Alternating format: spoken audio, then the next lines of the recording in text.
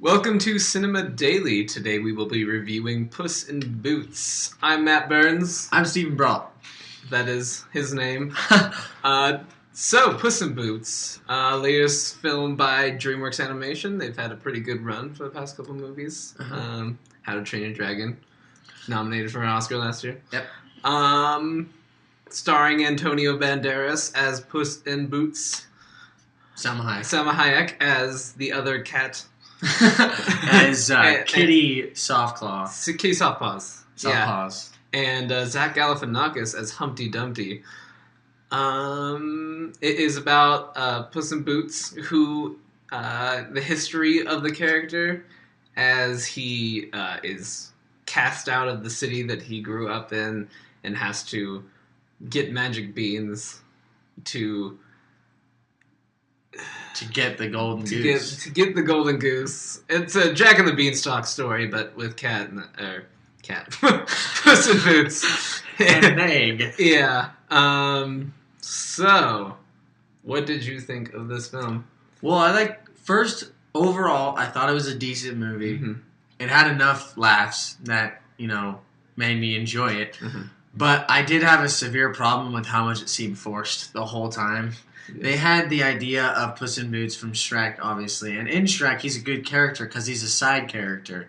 And there's not really that much delving into his character or who he is because he's just Puss in Boots. He's just a cat who can kill things.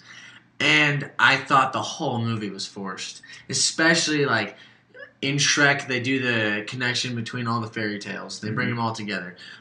Humpty Dumpty, just why Humpty Dumpty? I didn't think it was very funny.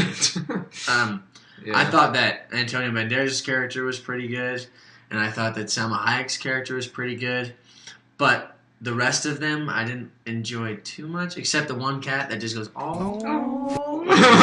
The funniest part of the movie, sadly enough. Yeah. What did you think? Yeah, I'm kind of in your boat. It was good. I enjoyed it. I love the Puss in Boots character. That's been my favorite part of the Shrek movies since he was introduced. Yeah, they did do a lot of repeating jokes, like the catnip joke and the licking yourself, and kind of cheesy. The big eyes. The big eyes. That's still the cutest thing you'll ever see. But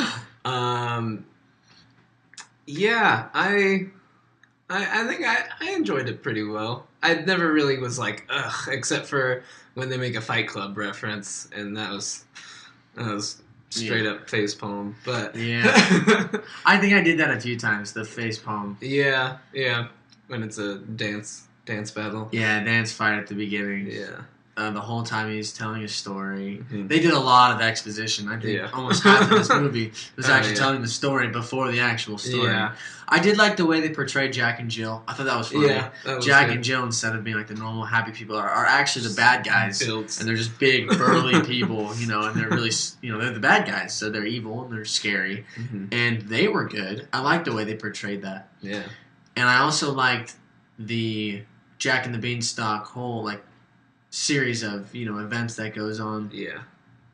But there was too much exposition. Yeah, it was. Yeah, it's like 70% exposition. Yeah, and it was just weird. It felt really short of a movie because normally exposition is small, and it took up most of the movie. So I was like, oh, okay. And then the actual plot happens, and it's not very long. Yeah, exactly. The plot was really short. Yeah. It took them, the whole point of the movie for the first hour is to get the beans, from Jack and Jill, and it takes them 3 minutes. Yeah. Once they actually start the real, time of the movie. Clearly meant for 3D. We saw it in 2D. There is a lot of scenes of just wow, that would have been awesome in 3D. Yeah, when the milk splashes out. Yeah. Or the goose kind of puts its face right. Yeah. I saw that too. I noticed that a lot. They went for the kind of 24/Incredible Hulk route with a bunch of different pictures on the screen at the same time a lot. But then they made fun of it. Yeah, of course they made fun of it. Yeah. Okay, so the cinematography of the animation was pretty cool. Yeah, they had some cool stuff. They had cool ideas too. Yeah. All the inventions that Humpty Dumpty comes up with. Yeah. They was pretty cool. When they go flying and the horse goes back into the... Yeah. Yeah.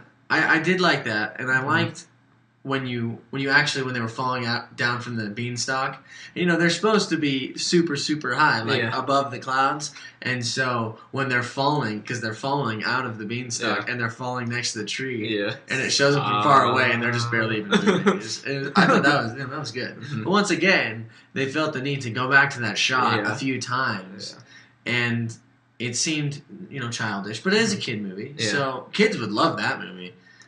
I think. And it had something for adults because it had plenty of dirty jokes that would just go straight over the kids' heads. There was one joke in this movie where we laughed and nobody else. Oh, it was in the jail. Yeah, the cat's like licking his leg. He brings it up, and then the guy's just like, "Yeah, keep going." The guy in jail's like, "Woo! Yeah, no, don't stop for me." And everybody else in the theater is silent, and we're just cracking up, busting up. It felt a little bit awkward. Yeah, but it had something for kids. It's only for adults. It was a good film. I don't think it wasn't terrible. It wasn't amazing. No, but I do think it seemed like they were trying to just milk money out of a character that was really meant to just be a it's the difference between like Pixar and DreamWorks is that Pixar, not very many sequels, except now they are doing that. Well, what if? But DreamWorks is just milks the crap out of every series that they do. What if Toy Story had a sequel, or not a sequel, but where, the pig was the main character? Yeah. That's kind of what it seemed like to me. Yeah. Which could happen. We don't know. Which would be depressing. Because they're making a Toy Story 4. Are they really? Yeah. I didn't even know that. Yeah. So, go to the rating? Yeah. Okay. What would you give this movie? I would give this movie a 3.2. 3.2. Yes, I did enjoy this movie. I thought it was funny. Everybody will like it, which is a reason, I think, to give it a higher rating, because anybody can go see it. Mm-hmm. Unlike The Sitter, which had no target audience, this has everybody. Yeah. So I give it a 3.2. Okay. I don't think it reaches the 3.5 status, so I'm going to say 3.4. Yes!